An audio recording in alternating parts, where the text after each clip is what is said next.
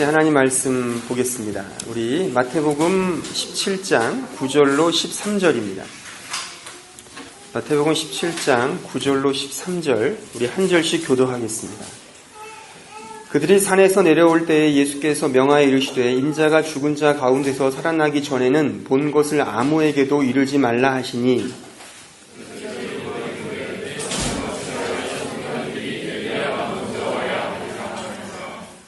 예수께서 대답하여 이르시되 엘리야가 과연 먼저 와서 모든 일을 회복하리라.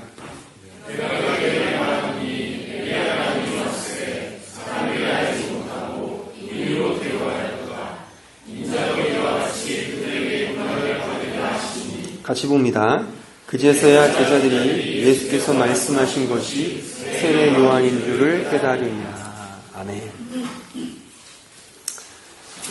계속해서 17장의 말씀을 살피고 있습니다. 이 마태복음 17장에서 우리는 그 예수님께서 변화산상에서 아주 영광스럽게 변화되는 장면을, 그 환상을 우리가 지난주에 살폈죠.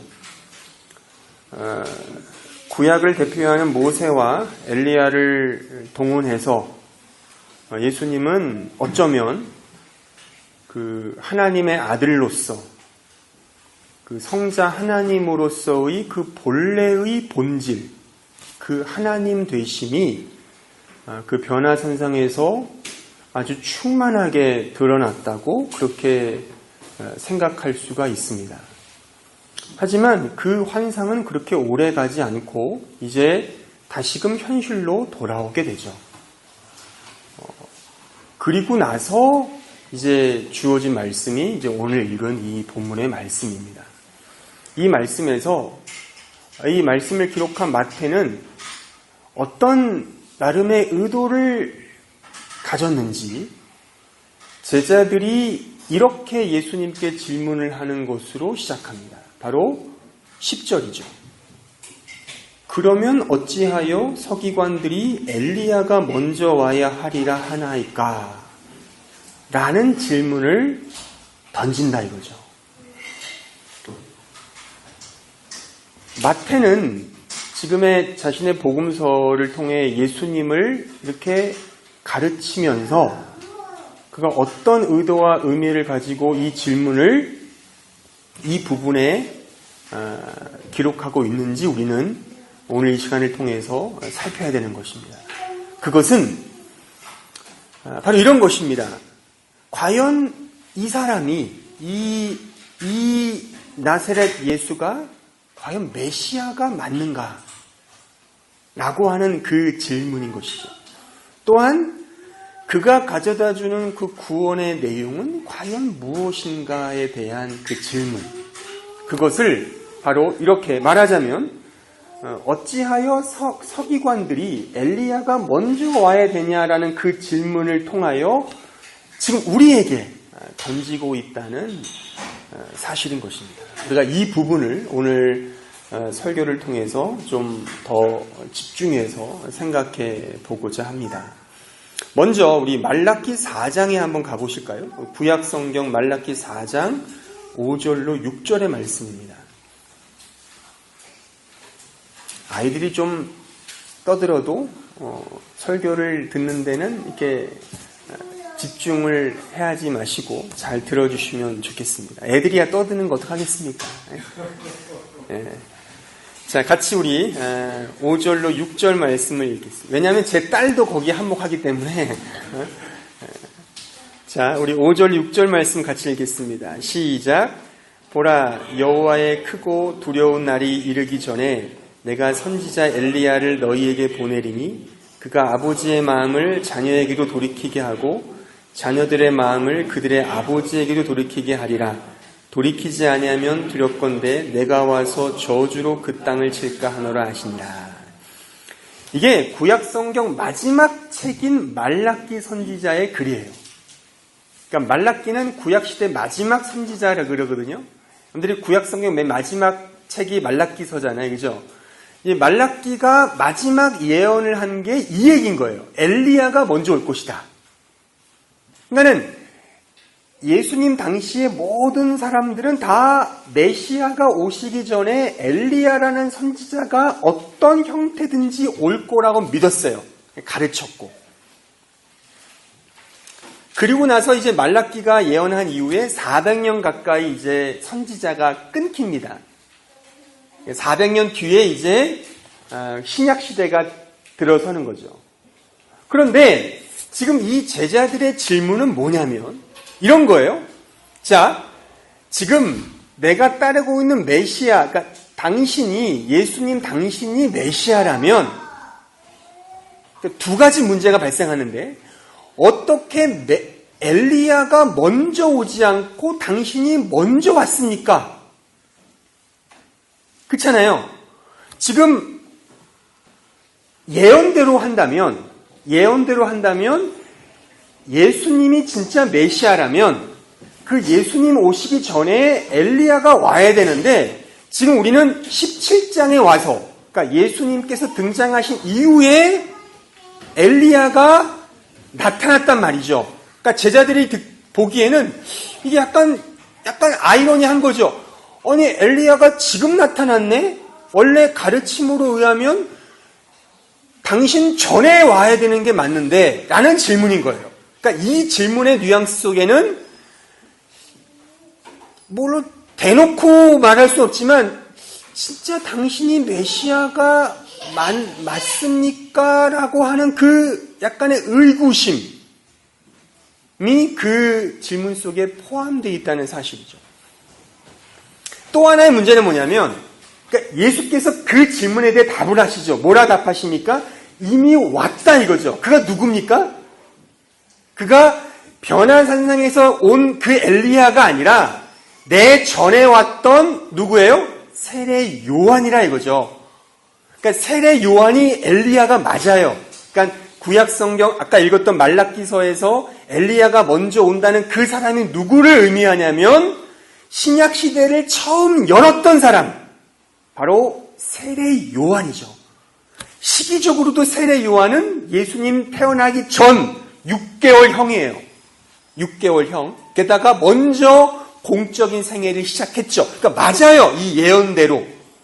그런데 맞다면 우리가 드는 또 다른 문제는 뭐냐면 아니 구약 성경에서 엄청나게 예언했던 그 엘리야가 왔는데 그가 지금 읽었던 말씀처럼 아버지의 마음을 자식에게 돌리게 하고 자식의 마음을 아버지에게 돌려서 회복시키는 그 놀라운 일들을 해야 되는 그 엘리야인데 그 엘리야가 세례 요한이라면 어떻게 세례 요한의 인생이 그렇게 허무하게 속된 말로 개죽음을 당할 수 있겠느냐라는 불만 그런 마음이 든다는 거죠. 우리가 일전에 살폈듯이 세례 요한은 그 헤로디아의 딸인 그 살로메의 그 요요만 술수에 의해서 참수당하여 죽임을 당하지 않습니까? 그러니까 어떠한 사실 사역의 결과도 내기 전에 세례 요한은 허무하게 인생을 마감하는 그런 삶을 살았다는 거죠. 그러니까 진짜 그 사람이 엘리야라면 어떻게 이런 일이 일어날 수 있는가? 라고 하는 질문인 것입니다. 그러니까 이런 부분에서 바로 이 마태는 지금 너가 생각하고 있는 그러니까 당시 유대인들과 제자들을 포함하여 또한 지금 우리들까지도 우리가 생각하고 우리가 추구하는 그 예수 그리스도 또한 그가 우리에게 가져다주는 그 구원의 내용 그것은 우리가 생각하는 것과는 다르다라고 하는 사실을 말하고 있는 거예요. 그러니까 이게 왜 중요하냐면 사실 예수님은요 공생의 기간 동안에 그 제자들에게 말씀하시면서 그 어떠한 부분에서도 정치적 해방이나 민중의 봉기라든가 또는 이 경제적 부에 대한 어떤 얘기도 말씀하신 바가 없어요. 언제나 그가 제자들에게 말씀하신 내용은 뭐예요? 나는 곧 죽는다예요. 나는 고난을 받아 십자가에 못 박혀 죽을 것이다. 그 얘기만 주구장창 하시는 거예요. 게다가 나를 따라오려거든 너에게도 있는 그 십자가를 지고 너 자신을 부인하며 너 자신을 죽여야 되고 그런 삶을 살아야 한단다. 더 많이 양보해야 되고 너를 핍박하는 자를 위해 기도해야 되고 원수까지 사랑해야 되고 희생을 감수해야 되고 싸우면 안 되고 이런 얘기들을 하시는 거예요. 끊임없이. 그러니까 제자들 입장에서는 사실 모든 제자가 다 입신양명을 추구한다든가 부귀영화를 구가한 건 아니겠지만 그 마음속에 약간의 인지상정이 있지 않았겠어요? 그래도 예수 믿으면 뭔가 잘 되겠지. 지금의 형편보다 좀 나아지겠지. 근데 예수님의 가르침은 전혀 그게 아닌 거예요. 그러니까 그런 말을 할 때마다 제자들은 듣기 싫은 거예요. 심지어 변화산상에서 엘리야와 모세를 만났는데 거기서 하는 대화가 뭐였어요? 지난주 확인했듯이 예수가 죽는다는 거예요. 그러니까 제자들 입장에서는 내가 따라가는 예수가 죽는다고? 이거 얼마나 허망해요. 그러니 그 환상이 끝난 이후에 묻는 거예요. 아니 엘리야가 지금 왔던데 어떻게 엘리야가 먼저 와야 하지 않습니까? 성경 가르침에 의하면? 라고 질문하는 거예요. 그 질문의 뉘앙스, 그 배후에는 이런 내용들이 포함된 거죠. 당신이 진짜 메시아가 맞습니까? 정말 엘리야가 세례 요한이라면 그가 그렇게 개죽음 당한 게 어떻게 설명할 것입니까? 지금 다른 데를 보고 있는 거예요. 예수님께서 말씀하시는 것과 제자들이 이해하고 있는, 당시 유대인들이 이해하고 있는 신앙상의 내용은 전혀 상반된 그런 방향으로 가고 있다는 것입니다.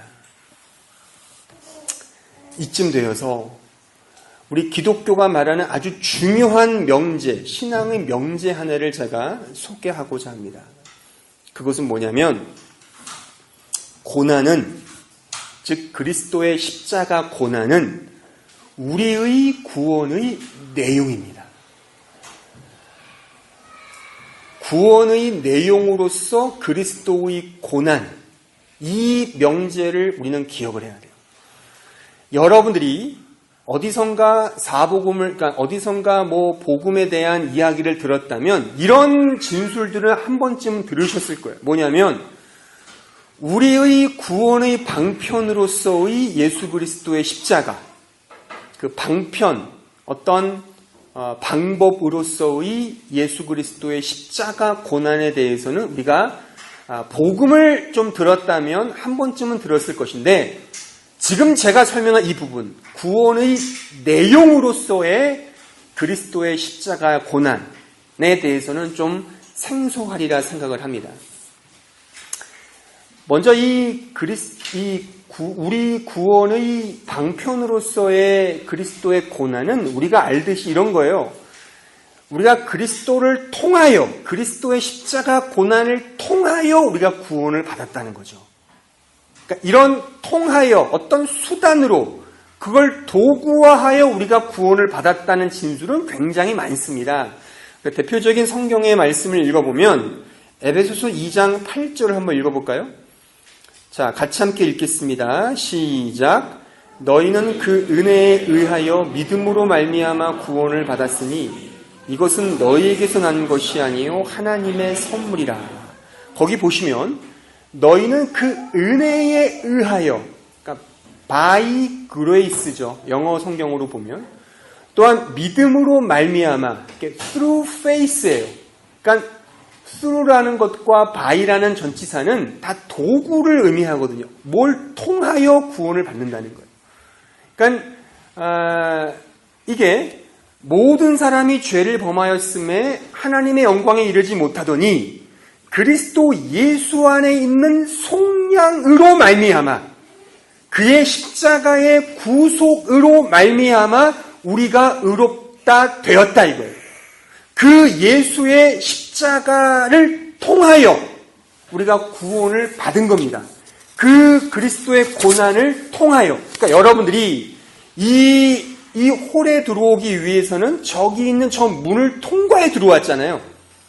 그러니까 저 문이 이 방으로 들어오는 통로가 되는 거죠. 그러니까 마치 이런 것처럼 그리스도의 고난은 우리를 구원시키는 도구가 되고 통로가 된다는 것이죠. 방편인 것이죠. 그러니까 이런 부분에 대해서는 우리가 익숙합니다. 다만 이 십자가 그리스도의 고난은 단지 우리의 구원의 방편 정도만이 아니라 우리 구원의 내용이 된다는 뜻이에요. 내용. 그 자체가 내용이라는 뜻입니다. 자, 말씀을 찾아보면 에베소서 4장 13절로 15절을 한번 보실까요? 자, 같이 읽겠습니다. 시작. 우리가 다 하나님의 아들을 믿는 것과 아는 일에 하나가 되어 온전한 사람을 이루어 그리스도의 장성한 분량이 충만한 데까지 이르리니 이는 우리가 이제부터 어린아이가 되지 아니하여 사람의 속임수와 간사한 유혹에 빠져 온갖 교훈의 풍주에 밀려 요동하지 않게 하려 함이라. 오직 사랑 안에서 참된 것을 하여 범사에 그에게까지 자랄지라. 그는 머리니 곧 그리스도라. 그러니까 우리가 믿음의 자리에 이제 들어갔어요. 그럼 그 내용이 뭐냐? 바로 그리스도를 닮아가는 거라 이거죠. 그러니까 그리스도까지 자라가는 것. 그가 우리의 신앙의 내용인 거예요. 우리가 신앙적으로 채워야 할 우리 이 인격의 내용이 뭐냐? 바로 그리스도의 인격인 거예요. 근데 좀 더 구체적으로 말하면 무엇을 의미하는 거예요? 자, 우리 빌립보서 2장 5절로 8절을 볼까요? 같이 봅니다. 시작. 너희 안에 이 마음을 품으라. 곧 그리스도 예수의 마음이니 그는 근본 하나님의 본체시나 동등됨을 취할 것으로 여기지 아니하시고 오히려 자기를 비워 종의 형체를 가지사 같이 되셨고 사람의 모양으로 나타나사 자기를 낮추시고 죽기까지 복종하셨으니 곧 십자가에 죽으심이라.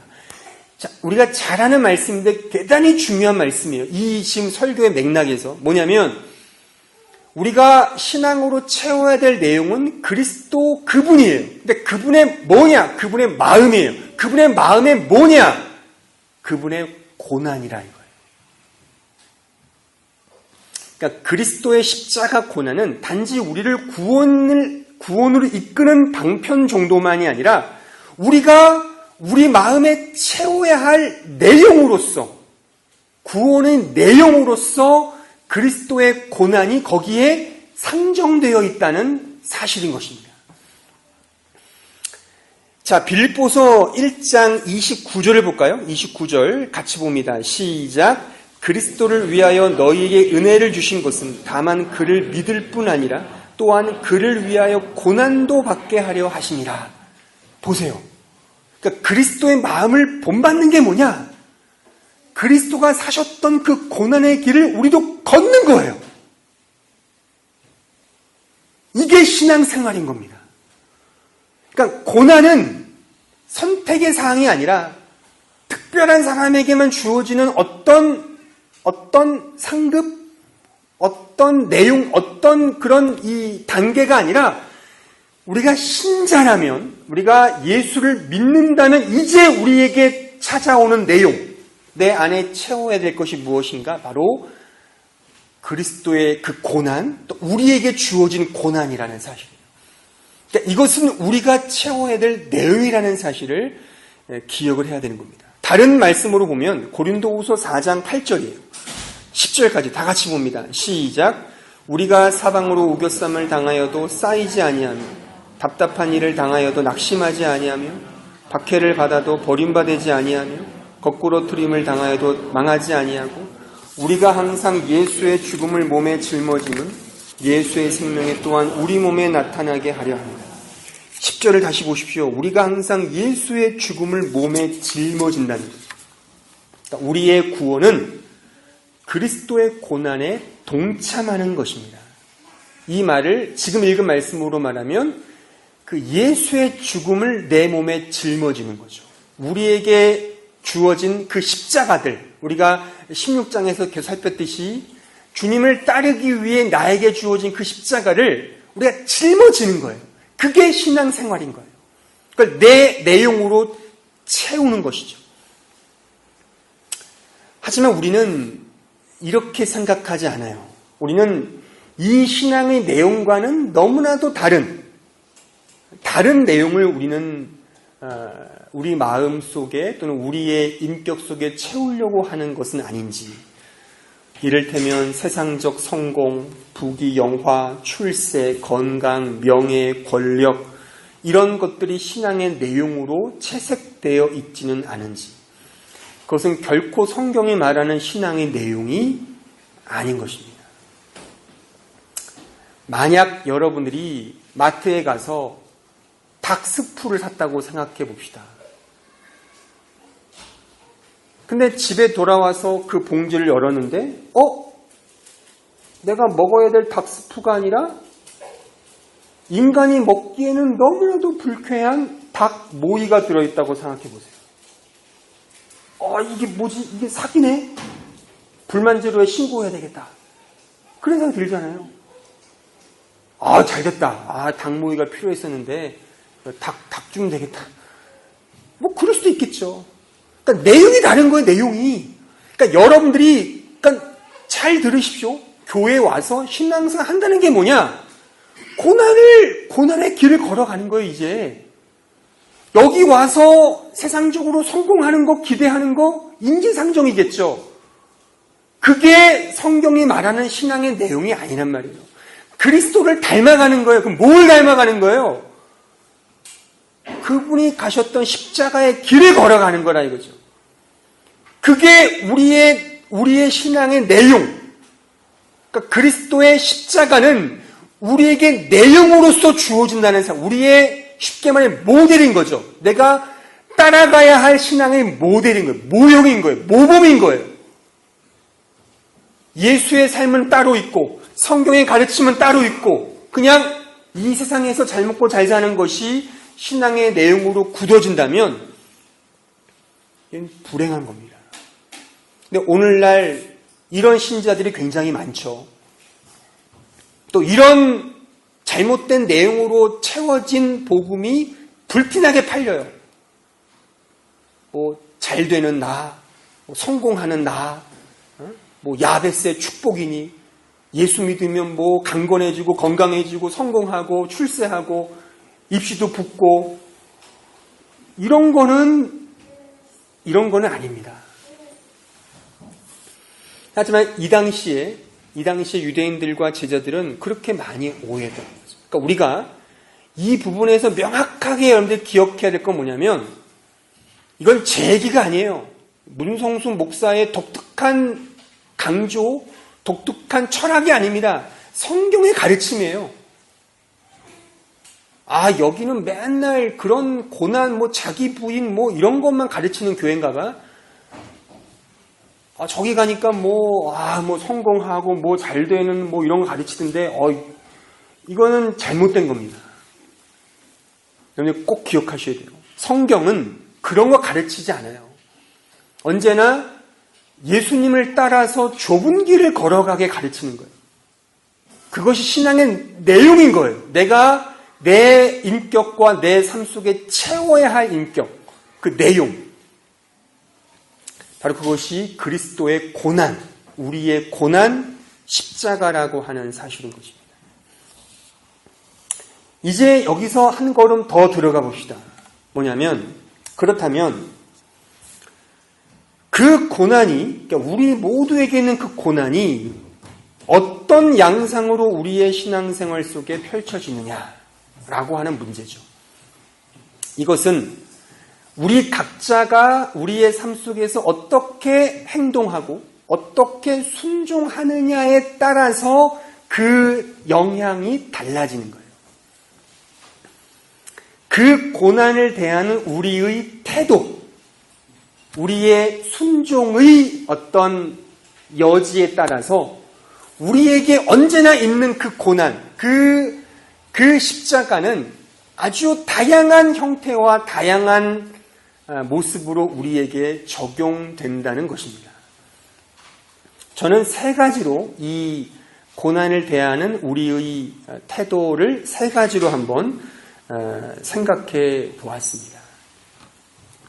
이것은 신자든 불신자든 우리 모두에게는 다 고난이 있어요. 각자에겐. 근데 그 고난을 내가 어떤 자세와 태도로 반응하느냐에 따라서 신자라면 그 고난을 통해 내가 더 신앙적으로 성숙해지는 것이고, 그렇지 않다면 아주 망나니와 같은 그런 신자가 되는 것이죠. 세 가지인데 그 첫 번째는 부정적인 의미의 태도를 말하고, 나머지 두 가지는 긍정적인 의미의 태도를 말하는데, 물론 두 번째보다는 세 번째가 훨씬 더 바람직한 태도임에는 틀림이 없습니다. 그 첫 번째, 우리에게 맞닥뜨려진 고난을 대하는 우리의 태도, 그 부정적인 태도 첫 번째는 뭐냐면, 고난에 대해서, 그 고난에 대한 책임 전가형 태도를 말해요. 신자든 불신자든 누구나에게 고난이 있고 우리가 짊어져야 할 십자가가 있습니다. 그 어떤 정치인의 인터뷰를 보니까 그분도 이렇게 어떤 인터뷰하는데 또는 어떻게 담화를 하는데 나에게 주어진 십자가를 지겠습니다, 이런 말을 하더라고요. 그러니까 이거는요, 이 레토릭은, 이거는 모든 사람에게 다 보편적으로 해당하는 그런 워딩이에요. 그러니까 신자든 불신자든 각자 환경에 맞는 십자가 고난의 길들이 있어요. 광야의 삶이 있다는 거예요. 근데 보편적인 대부분의 인간들은, 뭐 신자를 포함하여 불신자 모두 할 것 없이 대다수의 사람들은 나에게 주어진 십자가 고난을 회피한다든가 혹은 책임 전가를 해요. 그 다른 상대방에게. 그래서 내가 지지 않으려고 해요. 이게 사실 인지상정입니다. 그러니까 근데 그렇게 내가 책임 전가를 하는 하나의 모습으로서 폭력을 나타내요. 여기서 말하는 제가 표현한 폭력은 육체적으로 누구를 가하는 폭력 정도가 아니라 보편적 인간의 그 성향상 폭력성, 그 폭력성이라는 개념을 가지고 나에게 주어진 그 고난을 어떤 누군가에게, 그 당사자든 어떤 제3자든 누구에게 내가 너무 힘드니까 이거를 탓하는 그런 식으로 책임을 전가하는 경우가 사실 대다수 사람들의 반응과 태도인 것이죠. 예를 들어보면 우리가 왜 부부싸움을 합니까? 또는 연인들이라면 왜 싸우죠? 그 이유는 내가 하는 것보다 상대방이 좀 더 쉽게 뭔가를 할 때 억울함이 드는 거예요. 이거를 오늘 이 흐름으로 말하면 내가 더 고난스럽다고 생각될 때 우리는 화를 내요. 진짜 내가 뭔데 날 이렇게 만들어? 라고 하는 원망과 탓을 하죠. 거기에 약간의 더 부채질하는 게 누군가 비교할 때, 학창시절에 나보다 공부도 못하고 예쁘지도 않았고 멋있지도 않았던 그 친구가 중년이 돼서 막 잘나가는 사모님이 되고 사장이 되면 스트레스 받는 거죠. 그래서 내가 정말 많이 참고 내가 더 많이 이렇게 너를 위해 헌신하는데 이게 못 살겠다 이거죠. 그래서 막 화를 내고 막 성질을 내는 거죠. 물론 처음에 사랑할 때는 그런 감정이 조금 수그러들죠. 그래서 내가 너를 위해 희생하고 헌신하고 내가 다 내어줘도 나는 좋아. 하지만 그 마음은 금방 식거든요. 식고서 이제 내가 고난당하는 것만 생각이 드는 거예요. 그래서 처음에는 내 사랑 그대였다가 나중에 이놈의 왼수가 되고, 그래서 점점점 그 사람의 탓을 하고 나아가는 거예요. 이게 싸우는 거예요. 근데 그 억하심정이 폭력성과 함께 결탁이 돼서 막 그 사람을 때리기도 하고, 심지어는 물건을 막 집어던지기도 하고, 막 욕설을 바가지로 하기도 하고, 막 승질을 내면서 막 못 살겠다, 막 그렇게 말하는 거예요. 근데 이게 보편 인간의 특징이에요. 내가 고난당하는 게 싫은 거예요. 그러니까 그런 마음속에 상대방에게 그 모든 책임을 전가시키는 거죠. 이 사회를 욕하고 이 시대를 욕하고 내가 옛날에 태어났으면 내가 한따까리 했을 텐데 지금 태어나서 이 시대를 욕하고 부모를 탓하고 그 자꾸만 누구를 탓하는 원망하는 거죠. 불만을 토로하는 거죠. 그게 나보다 약한 사람들에게 폭력으로 가할 수 있는 거죠. 남자가 힘이 있으면 여자를 성폭행하는 거고 그 불만 속에 그러니까 사회를 적응하지 못하는 사람들이 그렇게 되는 거잖아요. 또한 나보다 약한 자들을 때리는 거예요. 애꿎은 애완견을 때리고 동물을 학대하고 회사에서 욕을 실컷 먹고 들어와서는 놀고 있는 애들한테 막 쥐어받고 막 기분 나쁘니까 내가 기분 나쁘니까 스트레스 받으니까 왜 떠들어 자식아 욕하고 막 때리고 그러잖아요. 이게 다 우리의 본성, 이게 폭력성이거든요. 그러니까 막 집어던져요 막 물건들을. 지겨워 못 살겠다. 그런 말들을 입에 달고 사는 거죠. 이게 우리의 폭력성, 이것이 우리 이 고난을 받는 대다수 인간들의 신자든 불신자든 모든 사람들의 다 가지고 있는 반응인 거예요. 사실 한 나라, 이러한 의미는 이게 대단히 여러 측면에서 이것이 그 양상이 드러납니다, 사실. 사실 한 나라의 청렴도는 그 나라의 공직자의 청렴도와 비례해요. 우리나라도 물론 요즘에 많이 그 공직자들이 청렴되었다고 하지만 여전히 부족한 게 사실이죠. 왜 이런 일이 벌어지느냐? 여러 가지 이유들이 있겠지만 제가 진단하는 바로는 그 공직에 나아가는 사람들이 인간의 됨됨이를 연마하기 이전에 주입식 공부를 통해 그 자리로 가는 거예요. 좋은 대학에 가기 위해 아주 공부만 하는 거죠. 또한 사신이 행신이 이런 고급 공무원이 되기 위해 공부만 냅다 하는 거예요. 모든 인간관계 끊고 인간의 존엄성과 사회의 정의에 대해서는 그냥 눈 감아버리고 그냥 영어 단어 주구장창 외워서 토익 점수 올리고 좋은 자소문 샘플 얻어다가 자기 자소문인 양 써서 제출하고 그렇게 해서 고위직 공무원이 되고 이 소위 좋다는 회사의 직장인이 되는 거죠. 그렇게 한 방에 그 자리에 올라가면 그 마음속에 사회에 대한 정의나 이런 인간에 대한 존엄성이 없는 상태에서 그냥 그런 고위직에 올라가면 이제 많은 유혹들이 있거든요. 그 유혹 속에 사로잡혀서 이제 그런 어떤 의미의 잘못된 모습들, 잘못된 이 행태로 나아가는 그게 저는 또 다른 폭력이라 이거죠. 그래서 우리 쉽게 말해 요즘에 그 검찰 개혁이 많이 이슈지 않습니까? 그 검찰 되기 위해서 얼마나 공부를 열심히 했겠어요. 근데 어떤 검사가 그래요. 실제 할 줄 아는 건 공부밖에 없는데 공부를 해서 5급 이상, 4급 이상 공무원이 됐단 말이죠. 고위직이죠. 그 다음부터 청탁이 들어오는데 뭐 대기업에서 막 들어오는데 그거를 분별할 수 있는 능력이 없어요. 공부만 했거든요. 그때부터 폭력성이 드러나는 거예요. 정격 유착이 되고 정치 검사가 돼서 막 이 서민들의 어려움은 아랑곳하지 않고 출세와 성공과 권력을 잡기 위한 이 도구로만 자신의 직분을 사용하는 거죠. 이게 폭력인 거예요. 이게 폭력인 거예요. 그러니까는 우리에는 그런 폭력이 있어요. 그러니까 그렇게 내가 열심히 공부했다는 그 고난이 있죠. 자기 스스로에게는. 내가 이렇게 공부해서 됐는데 만회하고 싶은 거죠. 그 만회함이 폭력으로. 그 폭력이 물론 우리가 때리는 그런 폭력은 아닐지라도 이 사회에 대해서 내가 가지지 못한 그 응어리를 채우고자 하는 욕망이 생기는 거죠. 그 욕망이 폭력인 거예요.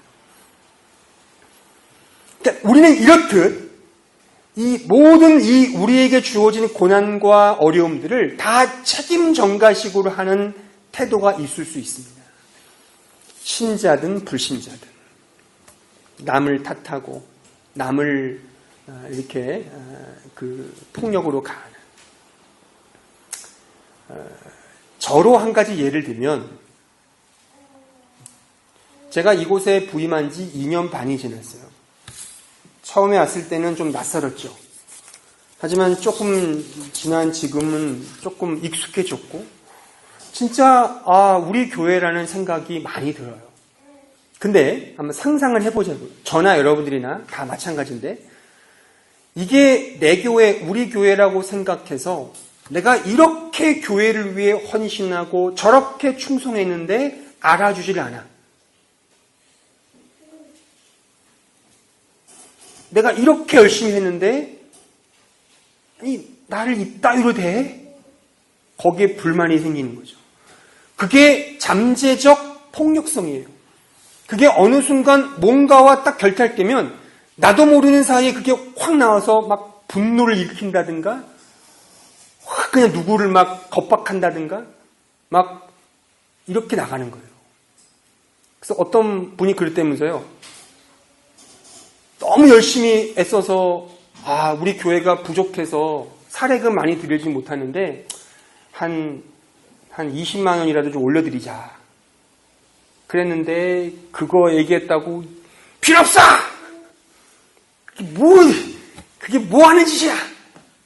그렇게 막 회의석상에서 얘기를 했대요. 저도 들은 얘기인데. 그럴 수 있는 거죠. 내가 이렇게 열심히 섬겼는데 고작 10만 원 올려준다고? 웃기고 있네! 안 받고 말아! 저의 마음이 아니라 누가 그랬다는 겁니다. 그럴 수 있는 거예요. 우리는 다 그럴 수 있어요. 내가 받은 그 고난과 이게 클로즈업 돼가지고 내가 지금 당하는 이 수모와 이런 고난과 이런 것들이 이게 전혀 안 맞는 거예요. 그래서 어떤 다른 상대에게 그 분노를 푸는 제가 하나의 예지만 우리는 다 그런 마음들이 잠재적으로 있다니까요. 그게 우리의 본성이에요. 그러니까 우리는 그런 식으로 다 우리의 억하심정 이 분노를 폭력적으로 푸는 거죠. 나에게 주어진 고난과 이 십자가들을. 여러분들도 그럴 수 있는 거죠. 이런 부분에 대해서 우리는 조심을 해야 됩니다.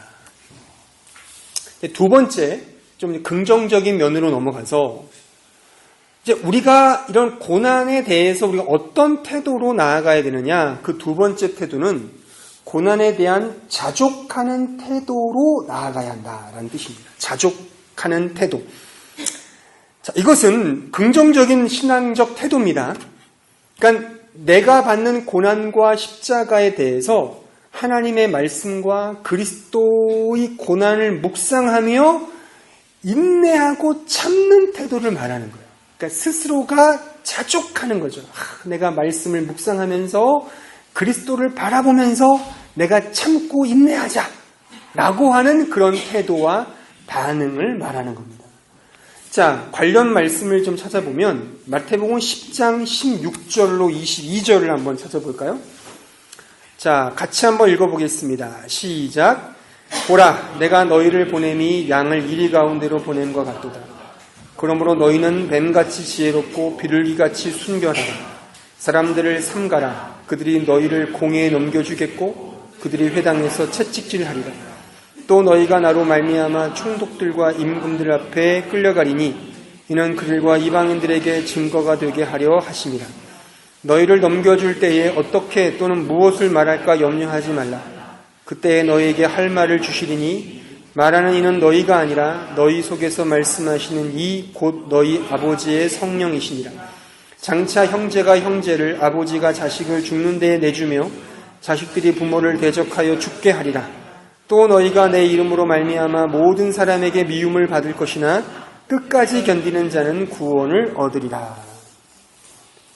참 쉽지 않은 말씀이죠. 이게 우리 신앙의 아이덴티티입니다. 세상은 신자를 미워합니다. 그러나 신자는 그것에 대하여 견디고 참아야 합니다. 세상의 폭력을 폭력으로 되갚지 말아야 돼요. 주님을 바라보며 그의 십자가를 의지하며 나에게 맡겨진 고통과 고난을 이겨내는 거예요. 그러니까 아마도 신자라면 여러분들이 대다수가 여기에 속할 것 같은데, 즉 첫 번째 그 태도, 책임 전가형 태도와 지금 말한 이 태도, 즉 자족하는 태도가 이렇게 꽈배기처럼 막 엮어지면서 어느 때는 전자처럼, 어느 때는 회개하고 후자처럼 이렇게 살아갈 것이라고 생각을 합니다. 제가 강조하고 싶은 것은 우리가 신자라면 참아야 되는 거예요. 억울한 일을 당하고 그 상대방이 그가 가족이든 친구든 친지든 어떤 지인이든 간에 나에게 핍박을 가하고 고난을 당할 때 우리가 신자라면 내 안에 막 물컹물컹 일어나는 그 폭력성, 그 욕망을 제어하고 참고 인내해서 되갚지 말아야 되는 거예요. 이게 그 고난에 대한 자족하는 마음인 거예요. 중요한 것은 그 폭력성이 우리의 행동을 통해 드러나지 않도록 내 마음과 행동을 제어하는 훈련이 필요한 거죠.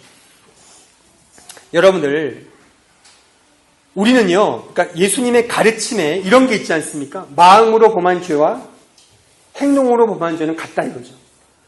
음욕을 품는 것도 실제 가능한 것과 같다라고 이렇게 주님은 가르치십니다. 하지만 잘 들으십시오. 실제 우리가 마음으로 음욕을 품는 것과 내가 실제 간음죄를 범하는 것과는 이게 그 결과의 양상이 달라져요. 마치 우리가 상상하는 것과 그 상상이 그려지는 것과는 큰 차이인 거죠. 우리 인간은요, 우리의 인간의 존재의 본성은 영혼과 육체로 되어 있어요. 그래서 우리는 이게 인간 존재의 구성 요건이, 우린 영혼이 있고 정신세계가 있고 이 육체가 있어요. 영혼으로만 죄를 지는 것도 안 좋겠지만 그 영혼이 우리의 육체로 육체화되면 그것은 걷잡을 수 없는 또 다른 죄의 양상으로 가게 되는 거예요. 몇 해 전에 그 전자책이 나왔을 때 이런 말들이 있었어요. 이제 앞으로 몇 년 뒤면은 종이책은 사양길로 갈 것이다. 하지만 지금 여전히 종이책은, 페이퍼북은 건재합니다. 많은 이유들이 있는데 저는 여기서 이렇게 이야기하고 싶어요. 이런 흐름 속에서 인간의 본성상 인간은 영혼이 있고 육체가 있거든요. 영혼이 디지털이라면 육체는 아날로그예요. 이거는 우리의 본성이거든요.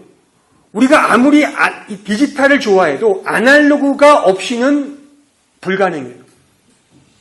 우리는 이게 존재 구성이기 때문에 우리는 내가 직접 만지고 느끼고 이런 것들을 해야 돼요. 그러니까 우리의 죄가 우리의 마음과 생각 속에 자리 잡을 수 있어요. 근데 그것이 우리의 행동 속으로 드러나면 또 다른 차원의 죄의 영향력으로 나를 끌고 가는 거예요. 그러니까 이런 말 있지 않습니까? 한 명을 죽인 사람은 살인자지만 1만 명을 죽인 사람은 그 시대의 영웅이다. 이게 왜 그랬어요? 이게 죄의 무서움을 말하고 있는 거예요. 한 명을 죽일 때는 벌벌 떨어요.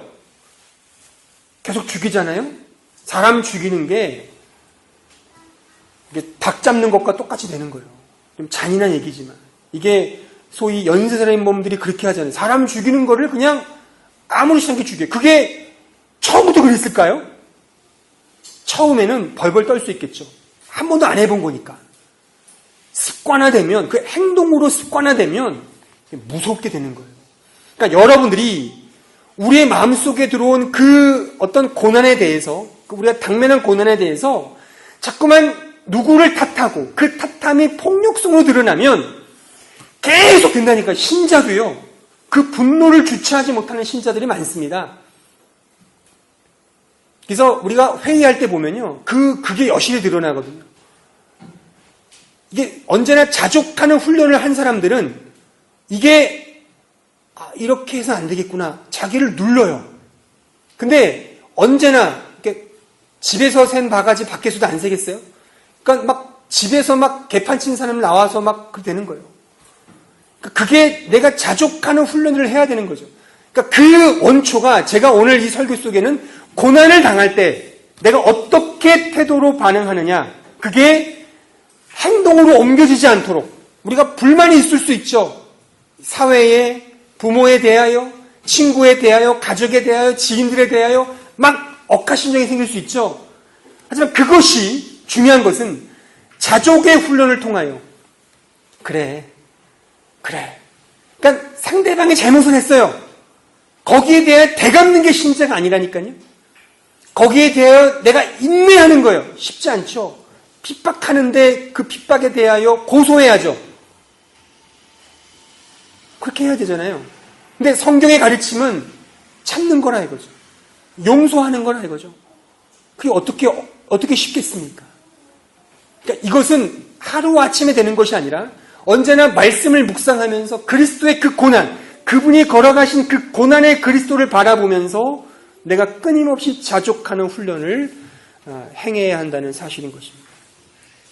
남에게 쉽게 전가시키고 남을 탓하는 그 행동, 그래서 폭력적으로 물건을 때린다든가 물건을 집어던진다든가 누구를 때린다든가 이런 거 하시면 안 돼요. 제가 언젠가도 말씀드렸지만 제가 예전에 섬기던 교회에 어떤 여집사님이 같은 남녀가 집사인데 집에 가서 그렇게 맞는데요. 남편한테. 제가 그걸 신방에 듣고서 야, 참 무섭구나. 우리도 그럴 수 있어요. 우리도. 그 목사들이 집에 가서 사모들 이렇게 팬대면서요. 저는 아닌데, 저는 그 반대이긴 한데, 그게 그렇대요, 막. 이게 저의 목사들의 비밀을 자꾸만 얘기해서 죄송한데, 그렇게 한대요. 그러니까 이게 굉장히, 이게 목사도 그럴 수 있고, 우리도 그럴 수 있는 거예요. 그러니까 여기서 이렇게 뭐 거룩하게 아니에요. 집에 가서 어떤 폭력성이 드러날지 몰라요. 애들을 막 때리고 막 그런다. 그 버릇됩니다. 욕하는 것도 버릇돼요. 제가 예전에 그 군대에 가면 욕을 하거든요. 뭐 좀 안 좋은 뭐 이렇게 욕을 해요. 우리 군대 갔다 오시 다 알아요.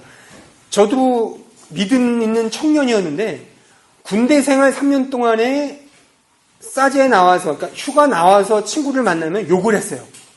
상상이 안 가시죠? 저같이 거룩한 사람이 어떻게 욕을 할 수 있겠어요? 전 똑같이 욕을 했어요. 그거 고치려고 오래 가더라고요. 이게 우리의 행동을 제어하지 못하면, 자족하지 못하면 언제나 우리는 그렇게 생각해요. 아, 내가 고난이 심해서 그래. 그게 물론 그 당사자에게는 익스큐즈가 되겠죠. 그렇죠? 내가 너무 힘들어. 내가 너를 만나서 고생하는 거야. 내가 너라도 만나서 내가 이것도 스트레스 안 풀면 어떻게 하겠어. 그게 신자가 아니라니까요. 그러니까 신자가 고난을 당할 때 그 고난에 대한 스트레스를 어떤 인격 당사자에게 푸는 거 바람직하지 않습니다. 정말 참는 꼭 인내, 그리스도의 십자가를 바라보면서 그런 자족하는 태도를 우리가 견지해야 되는 것입니다. 마지막 세 번째 고난에 대한 태도는 이타적 태도를 취하는 것입니다. 이타적 태도. 여기서 고난에 대한 이타적 태도라 함은 사랑을 의미해요. 짐작하시겠지만 내가 받는 고난, 내가 받는 어려움 뿐만 아니라 다른 사람들의 고난조차도 사랑을 통하여 내가 감수하는 것. 이게 고난에 대한 이타적 태도인 것이죠. 자, 마태복음 5장 43절을 한번 볼까요? 43절로 48절을 같이 읽겠습니다. 시작. 또 내 이웃을 사랑하고 내 원수를 미워하라 하였다는 것을 너희가 들었습니다. 나는 너에게 이르노니 너희 원수를 사랑하며 너희를 박해하는 자를 위하여 기도하라. 이같이 한즉 하늘에 계신 너희 아버지의 아들이 되리니 이는 하나님이 그 해를 악인과 선인에게 비추시며 비를 의로운 자와 불의한 자에게 내려주심이라. 너희가 너희를 사랑하는 자를 사랑하면 무슨 상이 있으리요? 세리도 이같이 아니하느냐? 또 너희가 너희 형제에게만 무난하면 남보다 더하는 것이 무엇이냐? 이방인들도 이같이 아니하느냐? 그러므로 하늘에 계신 너희 아버지의 온전하심과 같이 너희도 온전하라. 고난에 대한 신자 이타적 태도는 곧 사랑을 의미합니다. 사랑이 그 근거이기 때문에 이타적 태도를 취하게 되는 것이죠. 심지어 남의 고난조차도 말입니다. 이것은 분명 예수님의 모습과 같습니다. 예수님께서도 그렇게 하셨죠. 그가 이타적 태도를 취하셔서 우리를 대신하여 그가 희생하셨지 않습니까? 우리 신자들이 본받고 더 적극적으로 추구해야 할 나에게 당면한 고난에 대한 반응, 태도가 바로 이런 태도여야 옳습니다. 그러니까 사랑을 하는 거죠. 그 고난에 대하여. 근데 세상이 말하는 사랑과 성경이 말하는 사랑은 달라요. 그러니까 세상이 말하는 사랑은 많은 부분 감정과 정서에 관련된 사랑이 많습니다. 그러나 성경이 말하는 사랑은 물론 감정과 정서도 포함하지만 더 궁극적인 특징이 뭐냐면 의지의 차원에서 사랑하는 거예요. 의지의 차원에서. 그러니까 내가 감정이 동하면 사랑하고 감정이 동하지 않으면 사랑하지 않는 것이 아니라 이거는 사랑해야만 하는 당위성을 가지고 사랑을 해야 된단 말이죠. 왜냐하면 성경이 명령하고 있기 때문에 그렇습니다. 내 이웃을 내 자신처럼 사랑하라 해요. 사랑해 줄래가 아니에요. 사랑하라. 명령이에요.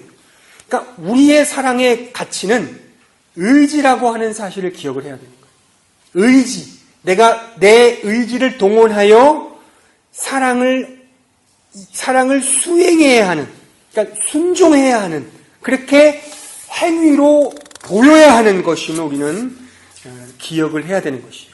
이게 고난인 거예요. 그래서 이 고난인 거예요. 왜? 쉽습니까? 어렵죠. 왜요? 나를 사랑하지 않는데 내가 사랑을 해야 돼. 이것만큼 곤혹스러움이 어디 있겠습니까? 그래서 사랑은 고난인 거예요. 제가 여러 번 이 표현을 했죠. 사랑은 고난인 거예요.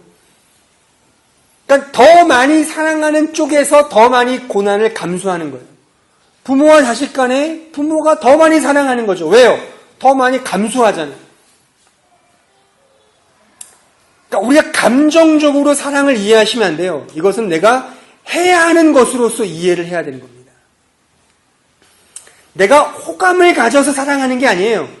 호감이 없더라도 사랑하는 겁니다. 여러분들 보십시오. 여러분들 자신을 사랑하시죠?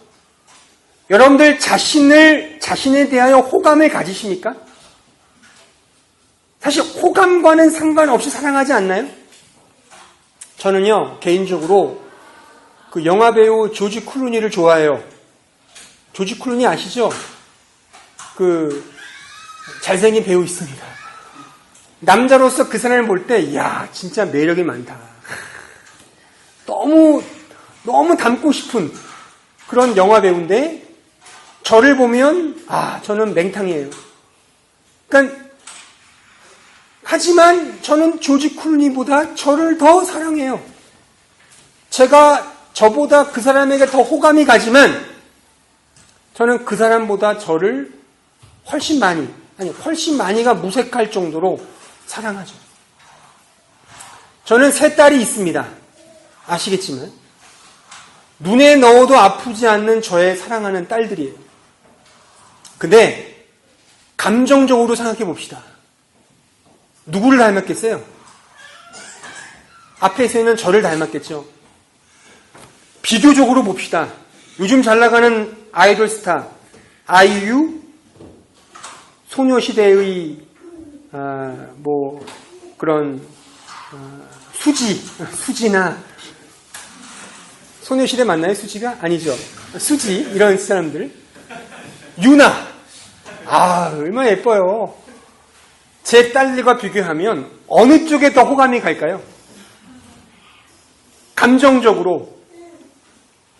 제 딸들은 절 닮았는데 뭐 호감이 가겠습니까?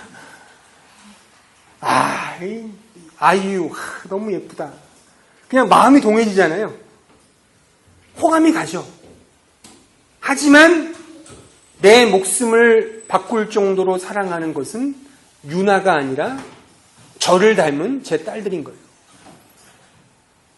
그러니까 호감이 가사랑하는 게 아니에요. 그러니까 여러분들이 자꾸만 오해하는 게 뭐냐면 우리가 말씀을 통해 사랑하자라는 말을 많이 듣는데 돌아가면 천사라 보이면 사랑할 텐데 저 왼수가 언제나 왼수로 보여요. 왼수는 왼수예요. 호감이 안 가요. 전혀. 하는 꼴이 너무 재수없어. 감정적으로 너무 보기 싫어. 그래서 우리는 이렇게 다짐을 하죠. 아, 안 되는구나. 어찌 마음도 없는데 사랑한다, 뭐 웃어주고 친절을 베푸는 거 이거 외식이야. 아예 그럴 거라면 그냥 아예 얼굴을 보지 말자. 벽을 쌓죠. 그게 아니란 말이에요. 지금 이 가르침은 기독교의 사랑은 호감과 감정이 아니라 의무예요. 책임이고 내가 해야만 하는 의지의 문제. 그러니까 우리가 저 왼수 같은 사람도 나에게 고난을 주는 저 사람을 위해서 내가 한번 웃어주는 거예요. 싫죠? 그게 고난이라는 거예요. 아니 싫지 않으면 고난 아니잖아요. 내가 당연히 반응을 보이지 않을 걸 알면서도 내가 먼저 손 한번 내미는 거예요. 그러면 쌩하고 도망가죠. 아니 짜증나네. 그래도 계속하는 거예요. 조금씩 그런 행동으로 내 의무를 보이는 거예요. 사랑은 행하는 거예요. 사랑은 하는 거예요. 감정에 동해서 아니 감정에 동해보세요. 어떻게 누가 사랑하겠습니까? 그러면 내가 좋아하는 사람을 사랑하면 그 사랑이겠어요? 동호회 모임이죠. 교회는 동호회 모임이 아니에요. 사랑해야 하는 지체들 간에 모여있는 공동체예요. 내가 좋아하고 내가 사랑받을 것, 내가 한번 기부 줬으니까 테이크할 수 있는 그런 상대방만 찾아서 교제하는 사랑이 아니라는 거예요. 사랑은 의무이며 책임이며 의지라는 차원이죠. 그래서 고난이 있는 거예요. 그러니까 싫어도 하는 거예요. 싫어도. 주님께서 그렇게 하신 것들을 바라보면서 의지의 차원이라는 거. 근데 놀라운 게 뭔지 아십니까? 여러분들이 내가 과연 저 사람을 사랑하는가 사랑하지 않는가를 우리는 따지잖아요. 자꾸만 머릿속으로. 하지만 사랑은 따지는 게 아니라 행하는 거라 제가 말씀했어요. 행해보세요. 한 번, 일주일에 한 번, 뭐 처음에는 한 달에 한 번이겠죠? 그 다음에 열흘에 한 번, 일주일에 한 번 계속 그렇게 해보세요. 그러면요 놀라운 일이 벌어져요. 그 감정이 움직여져요. 안 해보셨죠? 해보십시오. 그러니까 사랑이라는 것은 내가 머리로 계산해서 이렇게 할까가 아니라 그냥 내가 사랑한다고 가정을 하고 아예 그렇게 딱 정해놓고 그냥 내가 행동으로 취하는 거예요. 그렇게 사소한 행동 하나하나를 하다 보면 언젠가 그것이 나의 인격으로 드러나게 돼 있는 거예요. 그래서 인격은요 아주 결정적인 순간에 드러나요. 하지만 그 인격은 사소한 일들 가운데 만들어지는 법이에요. 근데 그 인격이 사랑하는 거라면 그 사랑은 크고 화려하고 멋있는 것으로부터 드러나는 것이 아니라 굉장히 사소한 것. 그냥 한번 왼수지만 한번 웃어주는 것. 그냥 내가 힘들지만 내가 그냥 친절을 베푸는 것. 그런 사소한 것 하나하나부터 시작해서 그 관계가 조금씩 열리는 거라 이거죠. 아니 그 사랑의 대명사라는 하나님의 사랑조차도 우리는 어떻게 반응해요? 생각해 보세요. 하나님의 그 크신 사랑도 우리는 언제나 어떻게 받아요? 그냥 마지못해 그냥 받잖아요. 그러니까 하나님 입장의 사랑은 얼마나 기회 비용이 별로 없는 거잖아요. 하나님은 사랑이신데 그분의 사랑의 능력조차 이렇게 정말 비리비리한데 우리의 사랑이야 오죽하겠습니까? 우리가 사랑을 하면 즉각 반응한다고요? 그렇지 않습니다. 그렇게 반응하면 그거는 뭔가 사전에 뭔가가 있었던 거죠. 그러니까 뭔가를 바라고 사랑하는 게 아니라 그냥 의지적으로 내가 베풀고 의지적 차원에 내가 행하는 것임을 기억을 해야 되는 거죠. 그러니까 이런 측면에서 고난을 감수하는 거예요. 상대방의 핍박과 상대방의 그 가시돋친 말조차도 그 고난이죠. 우리에게는요. 고난이죠 진짜. 하지만 그것조차도 그리스도를 바라보면서 내가 더 사랑의 의무로 내가 품어주고 용서하는 것, 이것이 고난을 대하는 이타적 태도인 것입니다. 마지막으로 우리 골로새서 1장 24절을 한번 찾아서 보겠습니다. 골로새서 1장 24절 다 같이 봅니다. 시작. 나는 이제 너희를 위하여 받는 괴로움을 기뻐하고 그래서 남은 고난을 그의 몸된 교회를 위하여 내 육체에 채우노라. 사도는 괴로움과 고난을 기뻐했답니다. 그리스도의 남은 고난을 타인을 위하여, 그 교회를 위하여 자신의 육체에 채웠답니다. 이것이 신앙생활이에요. 쉽지 않죠? 고난이죠. 그 고난에 대한 우리가 어떤 태도를 취하는 제가 3가지로 설명을 드렸죠. 여러분들이 책임 전가형으로 가시면 언제나 폭력성으로 드러납니다. 이 육체적 폭력만이 아니에요. 말로 하는 폭력, 가십하는 폭력, 미워하는 폭력, 막 물건을 집어던지는 폭력, 애들을 때리는 폭력, 약한 자를 구박하는 폭력, 이게 다 폭력이에요. 그렇게 드러나면 그것은 행동화되기 때문에 걷잡을 수 없는 자신의 죄의 뿌리가 됩니다. 그러니까 아무리 신자여도 그 도벽, 물건을 훔치는 거 못 버려요. 그거를 피를 토하는 마음으로 죽여야 돼요. 그래서 뭐 손목을 자른다고 안 할까요? 이 손목으로 이렇게 잘못된 짓을 한다고 그러지 않습니까? 그러니까 이거는 그렇게 쉬운 문제가 아니에요. 그러니까 지금부터 이 젊은 때에 하나하나 자족하는 훈련을 하셔야 되고 좀 더 나아가서 타인을 사랑하는 마음, 이타적인 태도로 우리가 나에게 당면한 고난, 또한 우리의 가족들, 우리의 타인들에게 대한 그 주어진 고난조차도 내가 함께 품어줄 수 있는 그런 넉넉한 사랑의 마음, 그것을 가지면서 하루하루 살아갈 때 그것이 바로 신앙생활의 영광스러운 모습인 것입니다. 아무쪼록 우리 모두가 좀 괴롭고 힘들지만 이 우리에게 주어진 고난을 좀 그리스도의 고난을 바라보면서 하루하루 버티며 이겨내는 우리 모두가 다 되시기를 진심으로 바랍니다.